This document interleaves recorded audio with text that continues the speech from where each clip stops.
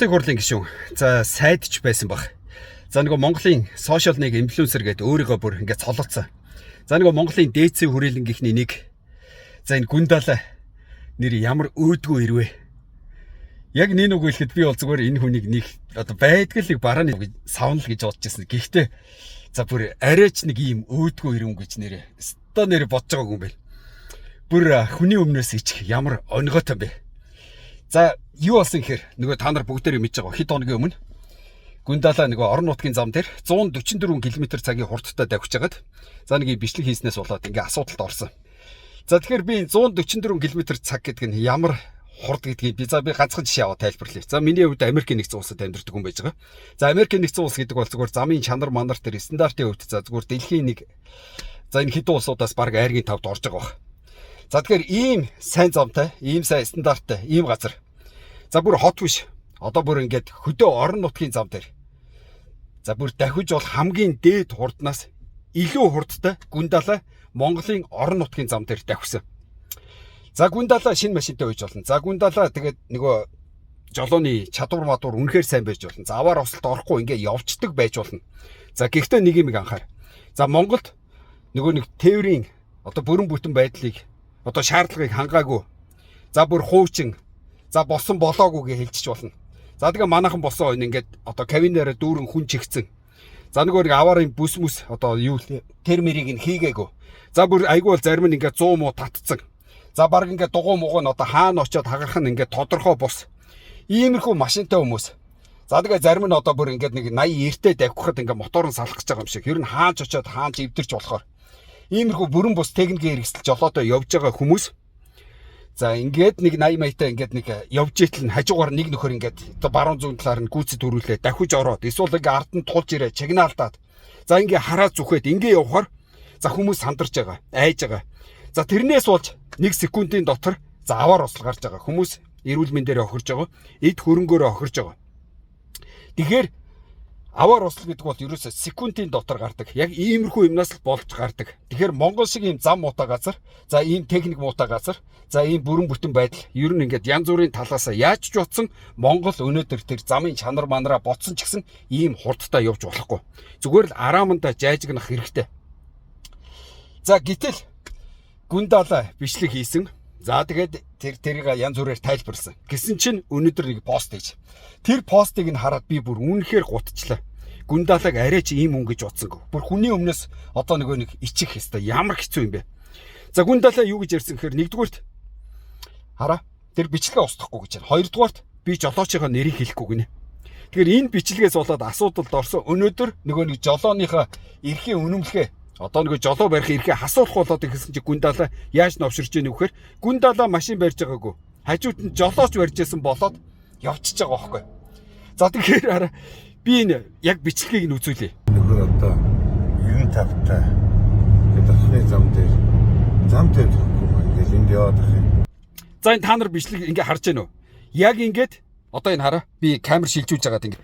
За Гүндалагийн бичлэг яг ингээд жолооны ард урд нь тэр майл сайл гараад зам ингээд харагдаад за тэгээ хамгийн гол нь яг ярьж байгаа яриа нь яг эндээс бүр амар 50 байдал бичээд байгааз. За тэгвэл би дахиад нэг үзүүлье. За одоо би хараа. Тэр жолоочийн тал энд байна. Өрүүлт энд байна. Би бол зөвхөн зорчигчийн тал дээр суугаа явж байгаа юм. За зорчигчийн талаас ингээ камераар бичлэг хийхэд яах вэ? За харуулъя. За урд л ингэж харагдаж байна. За тэр өрүүл тэнд ингээд харагдаж байна. За тэгсэн чинь одоо хараа зорчигчийн талаас бол бичлэг хийхэд юм биш үү? Тэгсэн чи Гүндалагийнхаар бол Гүндала энэ дээр яг одоо миний сууж байгаа суудал дээр суугаад бичлэг хийж байгаа хэрнээ за яг л жолоочийн суудал дээр сууж байгаа юм шиг харагдаж байна гинэ. Тэгэж бичлэг хийцэн заа. За тэгээд одоо би энийг хараа. Дахиад нэг ингээд нэг харуулах. За миний энэ гарт ингээд утас байж байна заа. За энэ утсыг одоо би яг Гүндала шиг бичлэг хийхэд тулд миний машин бол Гүндалагийн шиг тийм том машин биш. Тийм өргөн машин биш. Гэхдээ би тэр жолоочийн тэр өрүүл дээр очиж бичлэг хийхэд тулд яах вэ гэхээр би заавал босгоолж. За тэгээ нэг голынхаа хайрцаган дээр ингээд одоо хавиргаараа хэвдэх болж. За тэгээд энэ хараа бичлэг хийгээд. За ингээд ингүүд надад ингээ уртлын зам болтыг ойлгохтой харагдахгүй. За дээрээс нөгөө хавиргаараа ингээ хөвтсөн чинь энэ хавирга мавирга амар өвдөж байгаа байхгүй. За тэгсэн чинь ингээд бичлэг хийсэн чинь одоо Гүндала уртлынхаа замыг яг л жолоочийн суудал дээр сууж байгаа юм шиг ингээл янзын гоё бичсэн заяа. За энэ хүн энэ үнэмшгүй. За хоёрдугаарт энэ өрүүлийн голоор энд нь ингээд жолоод суудсан байтал гүндалаа ингээд хараа. Бүр яг ингээд харж байгаа юм шиг ингээд толгоогоо хийцэн ингээд бичлэг хийгээ явж хагаад за тэнд сууж байгаа жолооч 144 км цагийн хурдтай. За ингээд давхиж одоо ийм чадах уу? Одоо ийм үнэмшилтэй байх уу? Гисэн чинь ийм юм болсон гинэ. Гүндалаа ингэж ярьж байна. Тэгээд хараа одоо удахгүй юу болох юм гэхээр гүндалаа өөрөө машин барьж явж байгаа юм байна. Жолооч барьсан юм байна. Тийм учраас гүндалаа бол яахчгүй заяа. За тэгээ гүндалаа болохоор яах вэ гэхээр мөнгөтэй юм чи одоо нэг нөхрийг тийм ээ. За чи нэг машин барьж яасан болоод нэг хэгийн үрчиг хідэн заас өгчий гэл бодвол тийм болох бах. За хамгийн гол нь хууль хүчнийх нь яах вэ гэхээр одоо тун удахгүй за гүндалагийн хэрэг дээр арга хэмжээ авсан. Гэхдээ нөгөө жолооч нэрийг хэлэхгүй заа юу иргэн Б, иргэн Г дээр хариуцлага тооцсон гэл. Тэгээд болоо. Энэ хэрэг хаачна. Үнэн өрөвдмөр байгааз. Тэгээд хараа Монголын номер 1 сошиал инфлюенсер одоо энэ улсын хурлын гишүүн байсан, сайд үүсэн байсан хүн яг нэг өгүүлэхэд ичээ. Иймэрхүү байдлаар чи ингээ хэрэгээс мултраа явчдсан байж. За иймэрхүү байдлаар чамаг ингээ хэрэгээс мулталчдсан байж. Тэгвэл залуучууд харж байгаа, хүмүүс харж байгаа. Чи тэднэрт зөв үлгэр дуурайл үзүүлж гин гэж бодож байна уу? Бүр үнэн онгоо ийм хүнтэй хэлсэн үг хийсэн үйлдэлээсээ хэдхэн хоногийн дараа буцаж болдог. За хэлсэн үг хийсэн үйлдэл дээр 360 эргэж болдог. Эсвэл ингээд шал өөр юм зохиогоод өөр хүн машин барьж ирсэн болгоод өөр түүх зохиочч болдог. За тэрэндээ хин нэг хитэн цаас өгөөд хин нэгэнд үүрүүлчих болдог.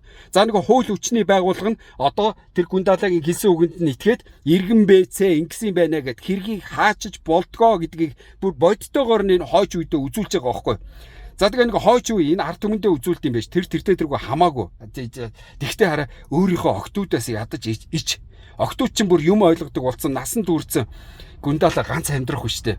Яваал өгнө. Хизээ нэгэн цагт өр октод чинь чамааг оршуулах бах. Нөгөө нэг зургийг чинь бариад үг хэлэх бах. Миний аав шудрах хүн байсан, үнэнч хүн байсан. Одоо ингэж хэлэх болов. Мэдгүй одоо бүр онгойтой юм аа. Үнэхээр онгойтой юм. Би бүр өмнөөс нь ичээд байх. Бүр нэрээ хүний өмнөөс ингэж одоо тий бүр ичих хэвээр ямар хэцүү юм бэ. Тэгээд гүндалаа хараа би түрүү байсан. Би чамааг бол зөвхөн байдгалыг барианы савн гэж бод. Тэгтээ арайч нэг ийм өөдгүү ир хүн хэлсэн үг хийсэн үйлдэлээсээ хэдхэн хоногийн дараа буцчих ийм хүн гэж ястаа. Үнэхээр бодог юм байна. Тэгээд хараа зүгээр нэг ийм үйлдэл дээр ингэж байрнаасаа өөрчлөгдөж байгаа хэлсэн үгнээсээ буцаж байгаа хүн одоо маргааш орон шоронд орвол яана гэж зүгээр бараг л 2 хоногийн дараа цусаар шээгээл нөгөө нэг даралт нь нэг ихсэж багасаал эсвэл ар гэрт нь гачигдал гараад хин нэгэн үхэж хатах гал тэгэл уйлж дуулаад эндээс гарахгүй болохгүй нэгэл нөгөө Монгол улсын ерөнхийлөгчд загтал бичээл нөгөөтг нь уучилж барайл тэгэл нэг ийм ерөөсө Монголын нэг байж байгаа юм ийм тэгээд дээдсэн ч гэсэн хэлсэн үг хийсэн үйлдэлтэй эзэн болж чадахгүй өнөөдөр хэлсэн үг нь маргааш өөрчлөгддөг өнөөдрийн байр суурь нь 360 эргэдэг дээдсийнх нь бүр томчууд нь ийм заяа одоо бүр сайд улсын хурлын гишүүн Монголын сошиал нэг инфлюенсер нь хүртэл ийм Монголын нэг ард түмэн яадгүй гэхээр одоо тий энэ сошиалд орж байгаа дандаа худлаа нэртэй хуйлах зурагтай тавьсан гэхдээ бүгдээрээ биш ийм хүмүүс их байгаа хуйлах нэртэй худлаа зурагтай тэгээд нэг ийм сошиалын аккаунтны цаанаас их орон газар шороо ярьдаг эсвэл энэ тэнд хүмүүс ярьж байхад доор нь орж ирээд дайрдаг давшилдаг. Эн чинь юу хэлж яах вэ? Монголчууд тэр чигээрээ үгээ хэлэх гэж байгаа бол үзэл бодлоо ярих гэж байгаа бол нэрээ хэлээд нүрээ харуулгаад ярих чадвар байхгүй. Айдаг, агшдаг.